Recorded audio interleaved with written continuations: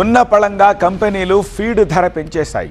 ఆ ధరలుంటే ఫీడ్ కొనలేము అంటున్నారు రొయ్యల రైతులు. మరి రొయ్య రైతు భవిష్యత్ ఏమిటి? ఉత్పత్తి తగ్గించే దిశగా అడుగులు వేస్తున్నారా? నిజంగా రైతులు ఆ నిర్ణయం తీసుకుంటే జరగబోయే పరిణామాలేమిటి? దానికి సంబంధించిన బ్రేకింగ్ ముందుగా అందుతోంది. ఏపీలో ముదురుతోంది ఆక్వా ఫీడ్ ధర పెంపు వివాదం. ఇవాళ మరోసారి పశ్చిమ గోదావరి జిల్లా వీరవాసరంలో రైతులు భేటీ అవుతున్నారు. భవిష్యత్తు కార్యాచరణ ప్రకటించేందుకు సిద్ధమవుతున్నారు రైతులు. ఫీడ్ ధర తగ్గించకపోతే ఆక్వా ఉత్పత్తి తగ్గించేస్తామని అల్టిమేటం ఇస్తున్నారు. ఇలాంటి పరిస్థితుల్లో సోయా దిగుమతి చేసుకోవాలని సూచిస్తున్నారు. కంపెనీల ఏకపక్ష నిర్ణయం సరికాదంటూ రైతులు ఆగ్రహం వ్యక్తం చేస్తున్నారు. ఫీడ్ కంపెనీలను ప్రభుత్వం నియంత్రించాలని రైతులు డిమాండ్ చేస్తున్నారు. ధరలు పెంచడానికి యుద్ధమే కారణం అంటున్నాయి ఫీడ్ కంపెనీలు. ముడి సరకు ధర 30% పెరిగితే తామేం చేస్తామంటున్నారు కంపెనీలు.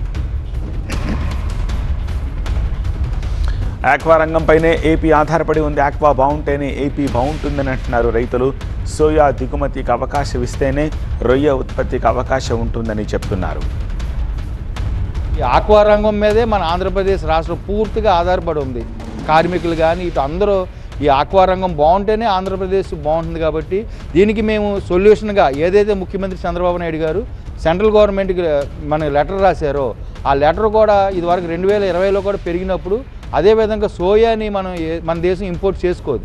కానీ ఆ స్పెషల్గా పరిగణించి అప్పట్లో 21లో సోయాని ఇంపోర్ట్ చేసుకోవడం వల్ల అప్పుడు రేట్లు తగ్గడం జరిగింది.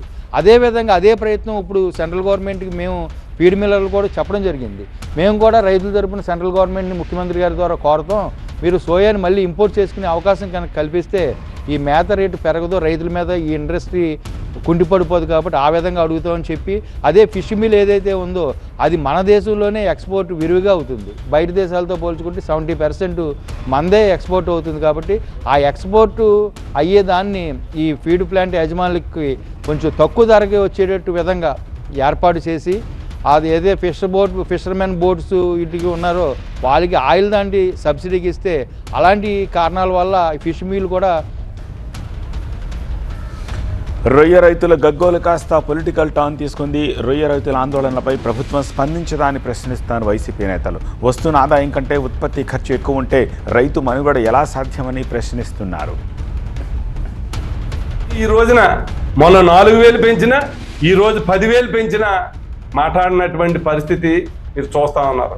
ఒక్క కూటమి నాయకుడు రైతుల పక్షాన మాట్లాడినటువంటి సందర్భం ఈ ముఖ్యమంత్రి దగ్గర నుంచి ఫిషరీస్ మినిస్టర్ దగ్గర నుంచి కింద వరకు ఎక్కడ కూడా మాట్లాడినటువంటి సందర్భం లేదు. క్రాప్ హాలిడే ప్రకటించినటువంటి సందర్భం గత 30 ఏళ్లలో ఎప్పుడూ లేవు. ఎందుకనంటే నష్టం వస్తూ ఉంది. ఇవాళ ₹250 రేటు ఉంటే రైతుకు ₹350 ఖర్చు అయ్యేటువంటి పరిస్థితి ఏర్పడుతూ ఉంది. రొయ్యలు వెయ్యాలా మానాలా అర్థం కానటువంటి పరిస్థితిలో ఉంది. లీజులు పెరిగిపోయినాయి, కరెంట్ ఛార్జీలు పెరిగిపోయినాయి, ముడి సరుకులు ఫీడ్ రేట్లు పెరిగిపోయినాయి. ఏం చేయగలం?